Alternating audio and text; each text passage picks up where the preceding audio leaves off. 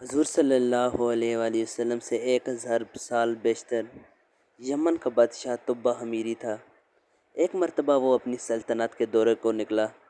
12,000 عالم اور حکیم اور 1,32,000 سوار، 1,13,000 پیادہ اپنے ہمراہ لیے ہوئے اس شان سے نکلا کہ جہاں بھی پہنچتا اس کی شان و شوکت شاہی دے کر مخلوق خدا چاروں طرف نظارہ کو جمع ہو جاتی تھی۔ یہ بادشاہ جب دورہ کرتا ہوا مکہ معظمہ پہنچا تو اہل مکہ سے کوئی اسے دیکھنے نہیں آیا۔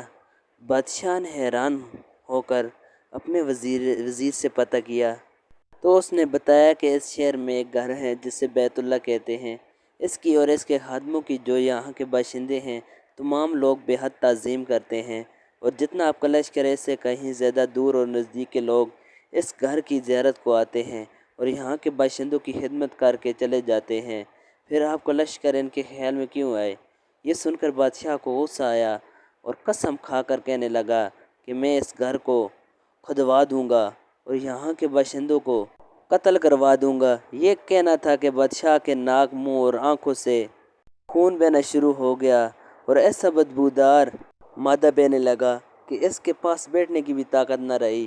اس مرض کا علاج کیا گیا مگر افاقہ نہ ہوا۔ شام کے وقت بادشاہ علماء میں سے ایک عالم ربانی تشریف لائے اور نبض دے کر فرمایا، مرض آسمانی ہے اور علاج زمین کا ہو رہا ہے۔ اے بادشاہ، آپ نے اگر کوئی بری نیت کی ہے تو فوراً اس سے توبہ کریں۔ بادشاہ نے دل ہی دل میں بیت اللہ شریف اور خدام کعبہ کے متعلق اپنے ارادے سے توبہ کی۔ توبہ کرتے ہی اس کا وہ خون اور مادہ بہنا بند ہو گیا، اور پھر صحت کی خوشی میں اس نے بیت اللہ شریف کو ریشمی غلاف چڑھایا اور شہر کے ہر باشندے کو ساتھ ساتھ اشرفی اور ساتھ ساتھ ریشمی جوڑے نظر کیے۔ پھر یہاں سے چل کر مدینہ منورہ پہنچا تو ہمراہ ہی علماء نے، جو کتب سماویہ کے عالم تھے، وہاں کی مٹی کو سونگھا اور کنکریوں کو دیکھا اور نبی آخر الزمان صلی اللہ علیہ وسلم کی ہجرت گاہ کی جو علامتیں انہوں نے پڑھی تھیں، ان کے مطابق اس سرزمین کو پایا تو باہم عہد کر لیا کہ ہم یہاں ہی مر جائیں گے مگر اس سرزمین کو نہ چھوڑیں گے۔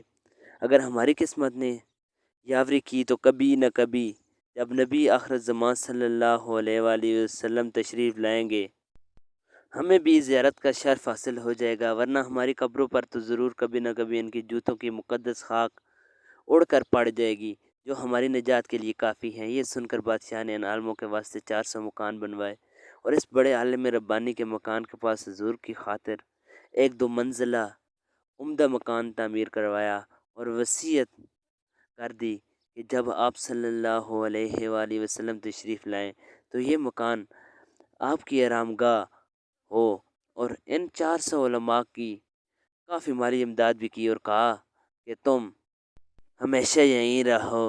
اور جو بڑا عالم ربانی کو ایک خط لکھ دیا اور کہا کہ میرا یہ خط اس نبی آخر الزمان صلی اللہ علیہ وسلم کی خدمت اقدس میں پیش کر دینا، اور اگر زندگی بھر تمہیں حضور کی زیارت کا موقع نہ ملے تو اپنی اولاد کو وصیت کر دینا کہ نسلاً بعد نسلاً میرا یہ خط محفوظ رکھیں، حتیٰ کہ سرکار عبد قرار صلی اللہ علیہ وسلم کی خدمت میں پیش کیا جائے۔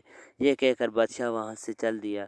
وہ خط نبی کریم صلی اللہ علیہ وسلم کی خدمت اقدس میں 1000 سال بعد پیش ہوا۔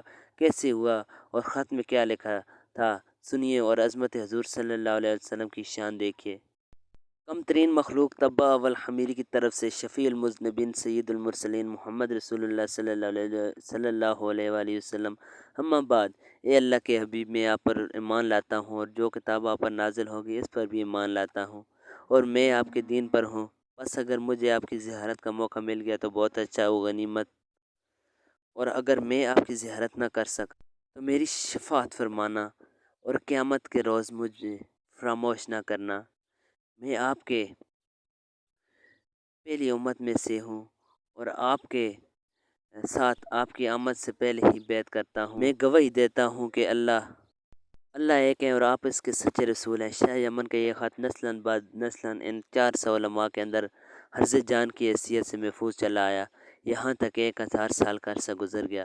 ان علماء کی اولاد اس کثرت سے بڑھی کہ مدینہ کی آبادی میں کئی گنا اضافہ ہو گیا، اور یہ خط دست بدست وصیت کے اس بڑے عالم ربانی کی اولاد میں سے حضرت ابو ایوب انصاری رضی اللہ تعالیٰ عنہ کے پاس پہنچا، اور آپ نے وہ خط اپنے غلام خاص ابو لیلہ کی تعویل میں رکھا، اور جب حضور صلی اللہ علیہ وآلہ وسلم نے مدینہ ہجرت فرمائی اور مدینہ کی الوداعی گھاٹی مسنیات کی گھاٹیوں سے آپ کی اونٹنی نمودار ہوئی، اور مدینہ کے خوش نصیب لوگ محبوب خدا کا استقبال کرنے کے جوک در جوک آ رہے تھے، اور کوئی اپنے مکانوں کو سجا رہا تھا، اور کوئی گلیوں اور سڑکوں کو صاف کر رہا تھا، اور کوئی دعوت کا انتظام کر رہا تھا، اور سب یہی اصرار کر رہے تھے کہ حضور صلی اللہ علیہ وآلہ وسلم میرے گھر تشریف لائیں۔ حضور صلی اللہ علیہ وآلہ وسلم نے فرمایا کہ میری اونٹنی کی نکیل چھوڑ دو، جس کے گھر میں یہ ٹھہرے گی اور بیٹھ جائے گی وہیں میری قیام گاہ ہوگی۔ چنانچہ 2 منزلہ مکان شاہ یمن طبع حمیری نے حضور کی خاطر بنوایا تھا، وہ اس وقت حضرت ابو ایوب انصاری رضی اللہ تعالیٰ عنہ کی تعویل میں تھا۔ اسی میں حضور صلی اللہ علیہ وآلہ وسلم کی اونٹنی جا کر ٹھہر گئی۔ لوگوں نے ابو لیلہ کو بھیجا کہ جاؤ حضور کو شاہ یمن طبع حمیری کا خط دے آؤ۔ جب ابو لیلہ حاضر ہوا تو حضور صلی اللہ علیہ وآلہ وسلم نے اسے دیکھتے ہی فرمایا، تم ابو لیلہ ہے؟ یہ سن کر ابو لیلہ حیران ہو گیا۔ حضور نے فرمایا، میں محمد رسول اللہ ہوں، شاہ یمن کا جو خط تمہارے پاس ہے لاؤ مجھے دو۔ چنانچہ ابو لیلہ نے وہ دیا۔ حضور نے پڑھ کر فرمایا، صالح بھائی طبع کو آفرین و شاباش ہیں۔ دوستو، یہ ویڈیو آپ کو اچھی لگے تو اس کو لائک کریں، چینل کو سبسکرائب کریں اور دوستوں کے ساتھ ضرور شیئر کریں۔